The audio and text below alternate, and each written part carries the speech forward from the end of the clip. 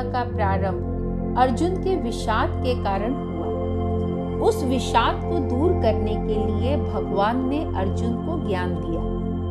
इस ज्ञान को देने में भगवान ने 2 शब्दों का बहुत बार प्रयोग किया है। यह है त्याग और संन्यास। अर्जुन अब भगवान से इन्हीं 2 शब्दों के बारे में पूछता है। भगवान इन 2 शब्दों को समझाने में पूरी गीता का संक्षेप में निचोड़ भी दोहरा देते हैं। ऊपरी दृष्टि से तो त्याग और संन्यास दोनों शब्दों का अर्थ छोड़ देना होता है, तो फिर अर्जुन जानना चाहता है कि इनमें भेद क्या है। भगवान अब कहते हैं कि जानकार लोग तो कामना से प्रेरित होकर कर्म को छोड़ देने को ही संन्यास कहते हैं, यानी अपनी इच्छाओं को पूरा करने वाला कर्म छोड़ना संन्यास कहलाता है और सभी कर्मों के फल को छोड़ना त्याग कहलाता है। कुछ औरों के मत हैं कि सभी कर्मों को छोड़ना संन्यास होगा। वहीं दूसरे लोग कहते हैं कि यज्ञ, दान और तप वाले कर्म को नहीं छोड़ना चाहिए। यह तो दूसरों का मत है। अब भगवान अपनी बात कहते हैं कि कर्म फल पाने की इच्छा को छोड़ना त्याग कहलाता है। त्याग साधन होता है और संन्यास साध्य है। त्याग द्वारा संन्यास की स्थिति प्राप्त हो सकती है। संन्यास की स्थिति में अहंकार नहीं रहता, अर्थात मैं कुछ कर रहा हूँ यह भाव नहीं रह जाता। उस स्थिति में व्यक्ति अपने सही स्वरूप सच्चिदानंद तत्व में स्थिर हो जाता है। वह सच्चिदानंद तत्व न कुछ करता है और न कुछ भोगता है। संन्यास में देह का अभिमान छूट जाता है।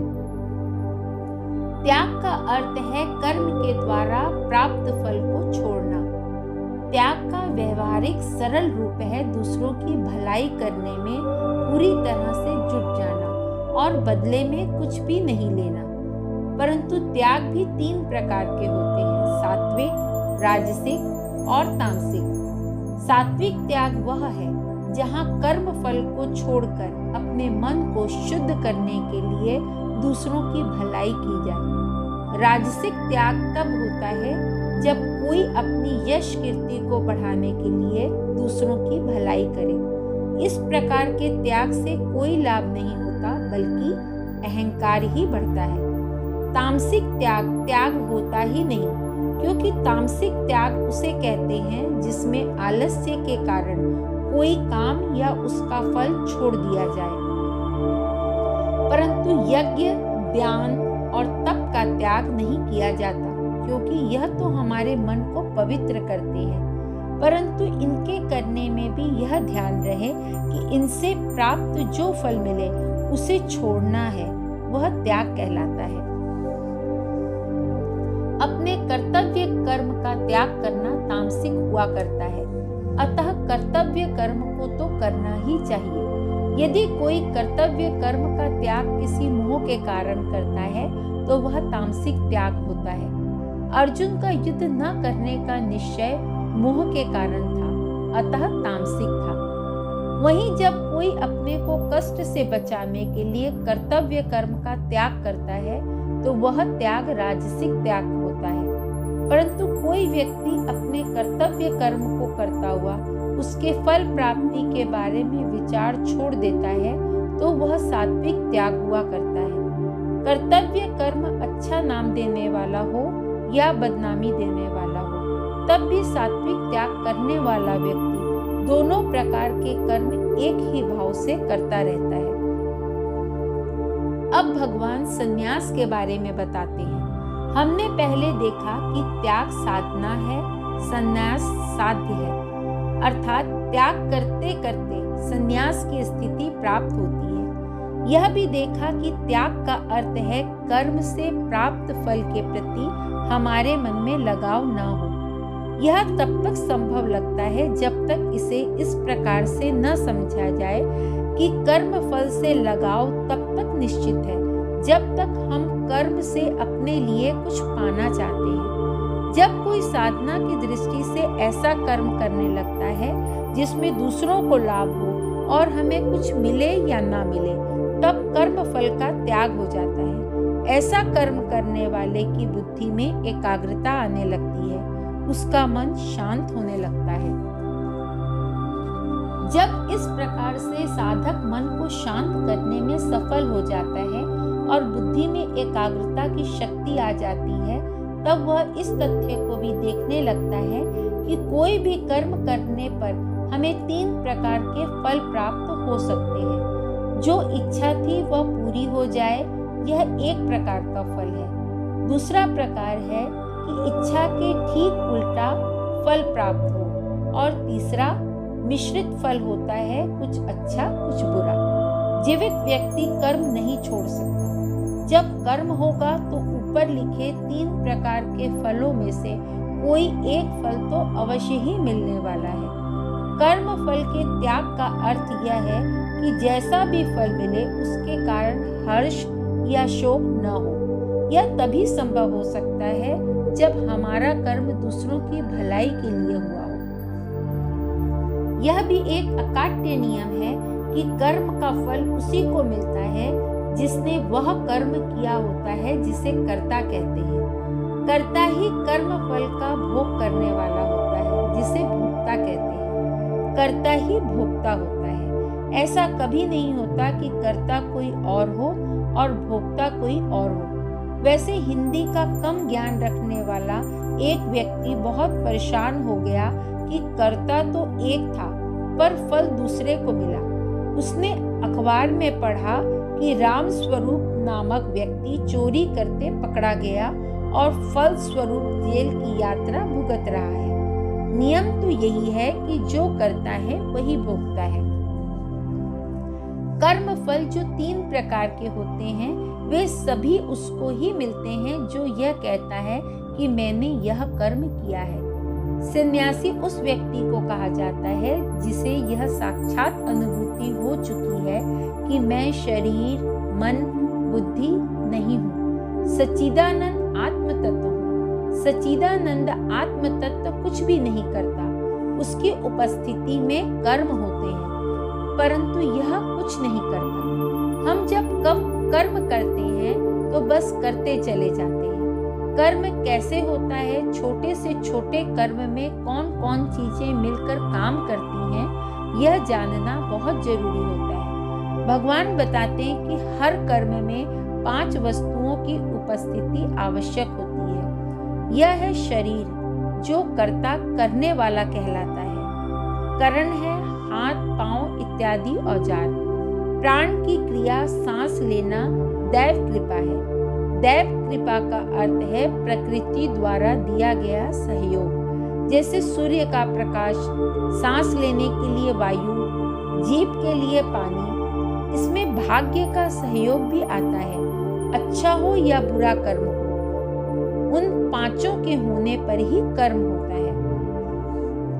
इन 4 भागों के अलावा 5वां जो सबसे महत्वपूर्ण भाग कर्म के लिए आवश्यक है वो है चेतन आत्मा। यह चेतना स्वयं कुछ नहीं करती, पर यदि वह न हो तो बाकी 4 वस्तुएं निष्क्रिय हो जाती हैं। जैसे बिजली के पंखे में 3 ब्लेड होने चाहिए, फिर एक बाहरी और एक भीतरी कॉइल तथा तार का गुच्छा होना चाहिए। लगाने के लिए पाइप चाहिए, बिजली का तार चाहिए, परंतु यह सब कुछ होने पर भी बिजली ना हो तो पंखा नहीं चलेगा। बिजली स्वयं कुछ करती नहीं, परंतु उसकी उपस्थिति में कॉइलों में चुंबकीय क्षेत्र निर्मित हो जाने से पंखा घूमने लगता है। बिजली नहीं घूमती, उसी प्रकार आत्मा की उपस्थिति से ही यह 4 औजार काम करते हैं, परंतु आत्मा स्वयं कुछ भी नहीं करती। जब कर्म फल के त्याग से साधक का मन शुद्ध हो जाता है, बुद्धि में एकाग्रता आ जाती है और सद्गुरु का उपदेश भी मिल जाता है, तब एक शुभ घड़ी पर साधक को यह साक्षात अनुभव होता है कि वह शरीर, मन, बुद्धि नहीं है, वह चेतन आत्मा है। तब उसका कर्ता भाव, अहंकार सब दिनों के लिए समाप्त हो जाता है। ऐसा ज्ञान आ जाने पर ही साधक संन्यास की चरम स्थिति में पहुंच जाता है। वह जानता है कि मैं चेतन आत्मा कुछ नहीं करता। ऐसा आदमी कोई पाप नहीं करता। वह जो कुछ भी करेगा वह दूसरों का कल्याण करने के लिए ही होता है। त्याग से मन की शुद्धि मिलती है, संन्यास से मुक्ति मिलती है। भगवान आगे अर्जुन को कर्म के बारे में कुछ और बताते हैं। देखने में कर्म एक छोटा सा शब्द है, पर इसकी गहराई को समझना जरूरी होता है। कर्म के पीछे कुछ प्रेरक तत्व हुआ करते हैं। इनके न रहने पर कर्म नहीं हो सकता। यह है ज्ञान। ज्ञान का विषय ज्ञेय कहलाता है और परिज्ञाता अर्थात ज्ञान का रखने वाला। इसके अलावा कर्म के पीछे और तत्व होते हैं। औजार, कर्म और कर्ता, कर्म करने वाला। इस प्रकार यह 6 तत्व वास्तव में 3 ही हैं। ज्ञाता और कर्ता एक ही होते हैं। कर्ण औजार जड़ होता है तो उसे हटा दिया है। कर्म तो सात्विक, राजसिक, तामसिक होता है। ज्ञेय में यह 3 गुण नहीं आते, अतः उसको भी हटा देते हैं। तो अब बचे ज्ञान, कर्म और कर्ता। इन तीनों पर सात्विक, राजसिक, तामसिक गुणों का प्रभाव पड़ता है। कर्ता में सात्विक, राजसिक या तामसिक गुणों में जो गुण प्रधान होगा वैसा ही उसका ज्ञान होगा, और जैसा ज्ञान होगा वैसा ही कर्म होगा। हर व्यक्ति ने जीवन जीने का एक अपना तरीका निकाल रखा होता है। जैसा उसका तरीका होगा वैसे ही उसका कर्म होगा। इस तरीके को जीवन दर्शन अथवा ज्ञान कहा जाता है। यह जीवन दर्शन 3 प्रकार का होता है: सात्विक, राजसिक, तामसिक। जब ज्ञान सात्विक होता है तब वह व्यक्ति हर अलग अलग दिखने वाली वस्तुओं के भीतर कोई एक बात देख लेता है जो सब में एक रूपता से बनी रहती है। जैसे हमारे शरीर में अलग अलग अंग तो दिखते हैं, परंतु हमारा ज्ञान यह होता है कि हर अंग के भीतर मैं ही हूँ। बहुत से व्यक्तियों की भीड़ में ऐसा व्यक्ति अलग अलग तरह के लोगों को देखता है, परंतु उसका ज्ञान यह होगा कि सभी मनुष्य हैं। पंजाबी, मद्रासी, बंगाली का भेद देखकर भी वह सब में मानवता को देखता है। ऐसा ज्ञान रखने वाला व्यक्ति कभी भी भेद बढ़ाने वाला कर्म नहीं करेगा। वह तो सबकी भलाई सोचकर सबको जोड़ने वाला कर्म करेगा। तो जब ज्ञान सात्विक हुआ तो कर्म भी सात्विक होगा, और ऐसा कर्म करने वाला व्यक्ति भी सात्विक कहलाएगा। ऐसे व्यक्ति कर्म स्वार्थ या अहंकार से प्रेरित नहीं होते। भारत में संयुक्त परिवार इसी सात्विक ज्ञान पर टिका था। हर व्यक्ति परिवार के अलग अलग लोगों को देखते हुए भी परिवार को ही प्रमुखता देता था। अब वही राजसिक ज्ञान एकता को नहीं देख पाता, वह तो एकता में भी भेद देखता है। ऐसे ज्ञान के कारण ही मैं और तू, मेरा और तेरे का भाव बना रहता है। कर्म भी भेद डालने वाले होते रहते हैं। ऐसा ज्ञान ही परिवार में फूट डालता है। अब तमोगुणी ज्ञान तो अपने जैसा अलग ही होता है। ऐसा ज्ञान कोई एक चीज को पकड़कर बैठ जाता है, दूसरा और कुछ उसे नहीं दिखता। जैसे कोई पैसे को ही सत्य मानकर उसे ही पकड़कर जीता है। इसी तरह के ज्ञान से समाज व परिवार में संघर्ष पैदा होते रहते हैं। जैसे कोई शरीर के किसी एक अंग को ही महत्व देकर जीने की कोशिश करे, शरीर को ध्यान न दे तो कितनी बुरी हालत हो जाएगी। जैसा ज्ञान होगा सात्विक, राजसिक या तामसिक, वैसा ही कर्म भी होगा। सात्विक ज्ञान से प्रेरित कर्म कर्तव्य पालन का होता है, सबकी भलाई के लिए होता है। उसमें अपने को अच्छा लग रहा है या कष्ट हो रहा है, इसको महत्व नहीं दिया जाता। राजसिक ज्ञान से प्रेरित कर्म में अपनी इच्छाओं को पूरा करने को महत्व दिया जाता है। तामसिक ज्ञान से प्रेरित कर्म तो आगे पीछे का कुछ नहीं सोचता, जो सामने आया और अच्छा लगा तो कर दिया, बाद में भले ही कष्ट हो। इसका उसे ध्यान नहीं रहता कि दूसरों का नुकसान होगा, यह विचार आता ही नहीं। पशुओं जैसा काम होता है। अब इसी प्रकार के कर्ता भी 3 प्रकार के होते हैं। जैसा ज्ञान सात्विक, राजसिक या तामसिक, वैसा ही कर्म। जैसा कर्म वैसा ही कर्म करने वाला कर्ता। सात्विक ज्ञान वाला सात्विक कर्म करता हुआ परिवार और समाज में आदर और प्रतिष्ठा पाने लगता है। राजसिक ज्ञान रखकर राजसिक कर्म करने वाला कर्ता समाज में भय उत्पन्न करता है। लोग डर के मारे उससे दूर रहते हैं या अपने को बचाते रहते हैं। परंतु तामसिक ज्ञान के आधार पर तामसिक कर्म करने वाला कर्ता तो भयंकर होता है। ऐसा व्यक्ति काम करने में बुद्धि कभी भी नहीं लगा सकता। पशुओं जैसा जो मन में आया कर देता है। उसमें कोई भलमनसाहत नहीं होती, बड़ा हठी होता है। वह जो कहे या करे वही ठीक, बाकी सब गलत। दूसरों को कष्ट देने में कोई बुराई नहीं देखता। इसका स्वभाव ही आलसी होता है, हरदम उदास रहता है। जो काम एक दिन में हो सकता है उसे करने में 10 दिन भी लगाना उसे कोई गलत नहीं लगता। अब भगवान अर्जुन को बताते हैं कि इसी प्रकार तीनों गुणों के प्रभाव के कारण बुद्धि भी 3 प्रकार की होती है। ज्ञान और बुद्धि में भगवान अंतर बताते हैं। ज्ञान पाकर उसे जीवन में उतारकर जीवन जीने का तरीका निकालना यह बुद्धि का काम है।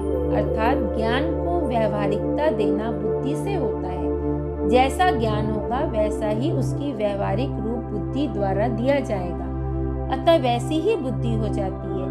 ज्ञान के आधार पर बुद्धि निर्णय करती है। भगवान कहते हैं जिस बुद्धि के द्वारा कोई व्यक्ति आसानी से जान लेता है कि उचित काम कौन सा है और कौन अनुचित है, वह बुद्धि सात्विक बुद्धि कहलाती है। ऐसी बुद्धि बताती रहती है कि धर्म क्या है, अधर्म क्या है। सत्य और असत्य का भी ज्ञान ऐसी बुद्धि देती है। जो चीज जैसी है, जब बुद्धि ठीक ठीक वही बताती है तब वह सात्विक बुद्धि कहलाती है। राजसिक बुद्धि में साफ साफ निर्णय करने की शक्ति नहीं रहती। कभी ठीक समझ में आ गया और फिर कभी समझ में नहीं आया तो गलत निर्णय हो जाता है।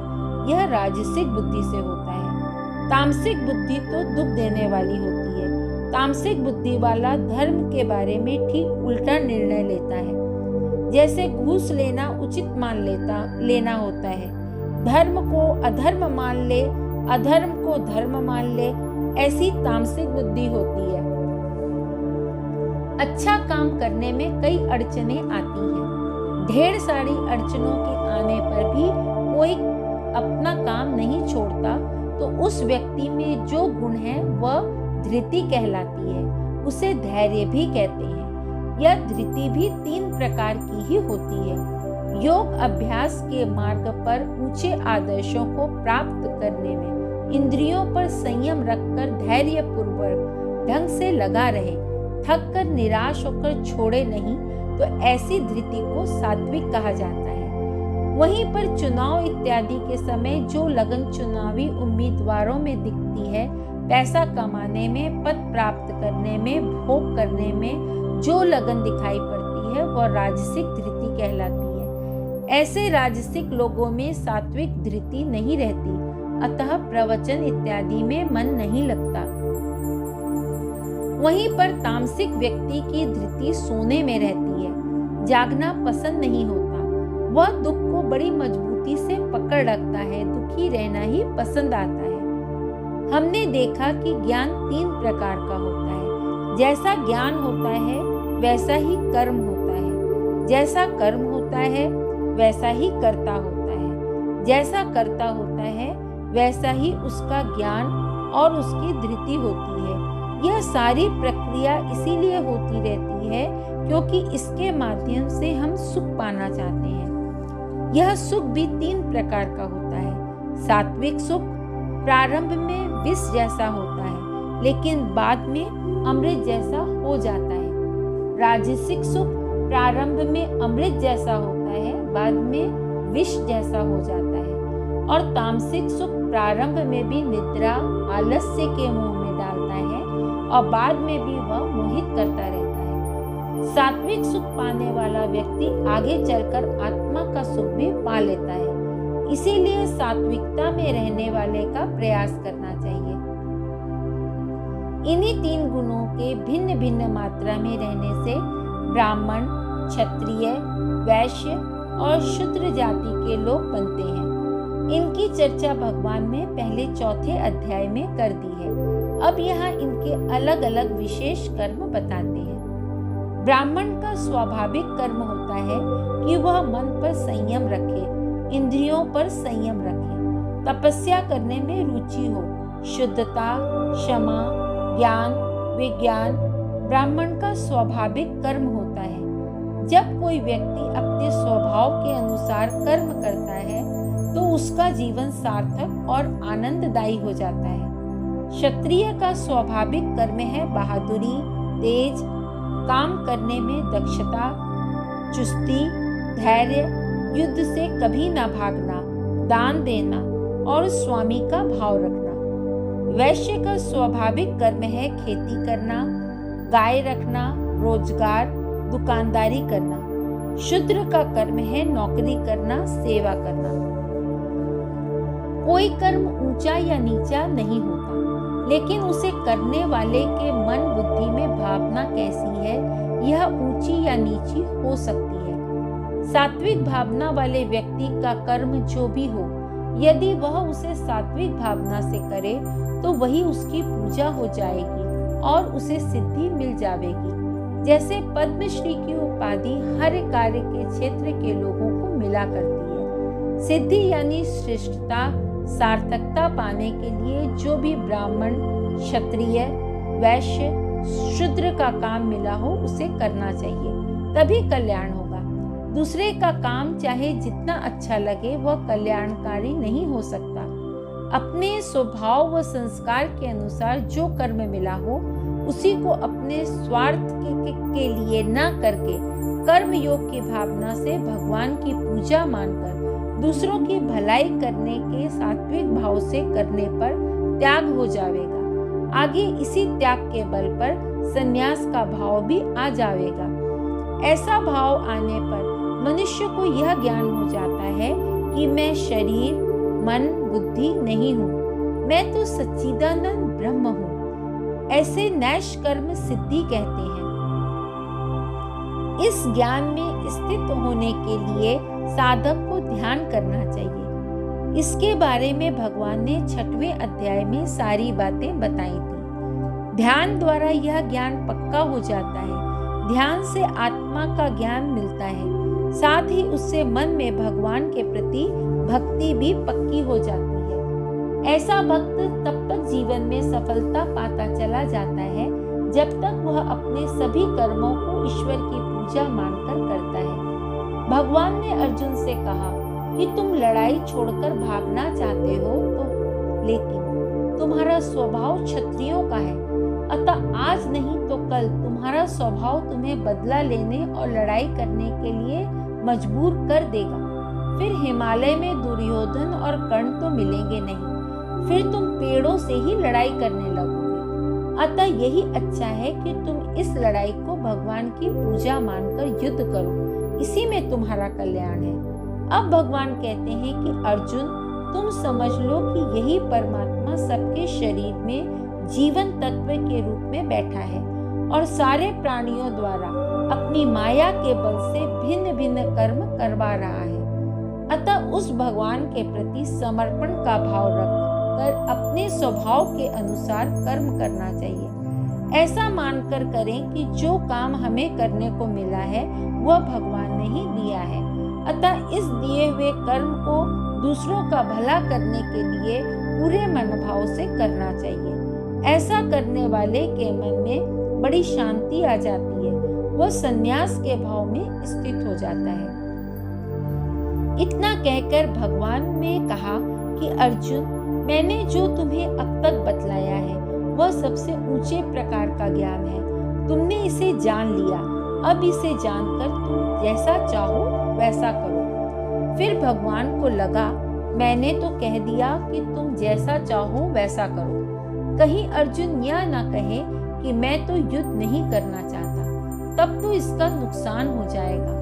तो भगवान अंत में कहते हैं कि अर्जुन, तुम मुझ मुझे बहुत ही प्रिय हो, इसीलिए मैं तुम्हें सबसे महत्वपूर्ण बातें बताने जा रहा हूँ। भगवान कहते हैं कि तुम ऐसा प्रयास करो कि मैं तुम्हारे मन में छा जाऊं। भगवान अब स्पष्ट कर देते हैं कि वे साक्षात परमात्मा ही है। अगर साधक का मन परमात्मा के विचार से भर जाए तो उसका काम भी परमात्मा के लिए होने लगेगा, अपने स्वार्थ के लिए नहीं। ऐसा करने से त्याग होने लगता है, फिर एक दिन संन्यास की स्थिति भी आ ही जाएगी। भगवान आगे कहते हैं कि तुम मेरे भक्त बन जाओ। भक्त बनने का अर्थ होता है कि भगवान के ऊपर पूरा भरोसा हो जाए। मेरे पुजारी बन जाओ। पुजारी का अर्थ होता है कि जो भी काम करो वह भगवान की सेवा का भाव रखकर करो। मुझे नमस्कार करो। नमस्कार का अर्थ होता है कि अपने को मुझसे जोड़ दो, अहंकार छोड़ दो। यदि ऐसा करोगे तो निश्चित रूप से हमें पा जाओगे। अब भगवद गीता का सबसे प्रसिद्ध श्लोक, तज धर्म सारे एक मेरी ही शरण को प्राप्त हो, मैं मुक्त पापों से करूंगा तू न चिंता व्याप्त हो। अर्जुन से भगवान कहते हैं कि तुम सब धर्मों को छोड़कर मेरी शरण में आ जाओ तो मैं तुम्हें सभी पापों से मुक्त कर दूंगा। अर्थ यह है कि मनुष्य के कई धर्म होते हैं, जैसे पिता का धर्म, पुत्र का धर्म, गृहस्थ का धर्म आदि। भगवान के कहने का अर्थ है कि इन सभी कर्तव्यों को भगवान की सेवा बना दो। यह सारे काम जो इन कर्तव्यों के कारण करने पड़ते हैं, उन्हें इस भाव से करें कि यही हमारे भगवान की सेवा है। ऐसा व्यक्ति कभी गलत काम नहीं करेगा, अतः उसे आनंद ही आनंद मिलता जाएगा। यही पापों से मुक्ति है। भगवान कहते हैं कि तुम्हें शोक नहीं होगा। गीता के प्रारंभ में अर्जुन को शोक हुआ था। यहाँ तक बात कर भगवान ने शोक से मुक्त होने का पूरा तरीका बता दिया। शोक होता है मोह से, और शोक के साथ ही भय भी आता है। मोह ज्ञान से दूर होता है, वही ज्ञान भगवान ने बता दिया। अब भगवान अर्जुन से कहते हैं कि यह ज्ञान उसी को देना जो इसे पाना चाहता है, उसे मत देना जो इसमें रुचि नहीं रखता। पहले उस व्यक्ति में रुचि पैदा करो, फिर जब वह ज्ञान पाना चाहने लगे तब यह ज्ञान देना। आगे भगवान कहते हैं, जो भी इस ज्ञान को लोगों में बांटता है, देता है, उसे मैं अपना भक्त मानता हूँ। ऐसा व्यक्ति मुझे बहुत प्रिय लगता है। यदि कोई गीता पढ़ता भर है, वह भी यज्ञ जैसा पुण्य पा लेता है। जो केवल गीता को श्रद्धा से सुनता भर है, वह भी मोक्ष पा लेता है।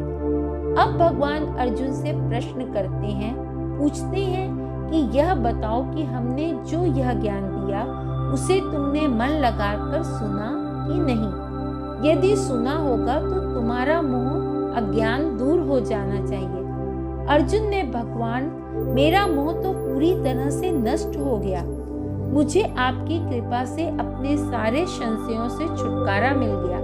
अब तो आपकी आज्ञा का पालन करूंगा। यह शरणागति का भाव है। यहाँ भगवत गीता का उपदेश समाप्त होता है। अब संजय धृतराष्ट्र को बताते हैं कि यह मेरा परम सौभाग्य है कि मैंने भगवान वेद व्यास के आशीर्वाद के कारण भगवान श्री कृष्ण के उपदेश को सुना। मैंने भगवान के विराट रूप का दर्शन भी पा लिया, जो देवताओं के लिए भी दुर्लभ है। इसका स्मरण करके मेरा हृदय बार बार आनंद से भर जाता है। अंत में संजय धृतराष्ट्र को कहते हैं कि यहाँ योगेश्वर कृष्ण हैं और धनुर्विद्या जानने वाले अर्जुन हैं। वहीं पर सारी समृद्धि है, विजय है और धर्म की नैतिकता है, यानी पांडवों की जीत तो निश्चित है। इसका व्यवहारिक अर्थ यह है कि यदि हमारे मन में भगवान कृष्ण का दिया हुआ ज्ञान है और अर्जुन की तरह हम पुरुषार्थ करने के लिए सक्षम हैं, तो एक तरफ जहाँ हमें धन, परिवार और प्रतिष्ठा भरपूर मात्रा में मिल सकती है, वहीं हमारा धर्म भी कायम रहेगा। हमारी नैतिकता बनी रहेगी। हमें आगे चलकर अपने स्वरूप का ज्ञान भी प्राप्त हो सकता है, जो मनुष्य को मिल सकने वाली सबसे लाभकारी स्थिति है। इसी को श्री तथा विजय कहा जाता है। भगवान श्री कृष्ण का दिया यह ज्ञान जीवन में सभी को, चाहे वह किसी जाति धर्म का हो, लाभ दे सकता है। मोक्ष संन्यास योग नाम का 18वां अध्याय समाप्त हुआ। तज धर्म सारे एक मेरी ही शरण को प्राप्त हो, मैं मुक्त पापों से करूँगा, तू न चिंता व्याप्त हो। हरि ओम।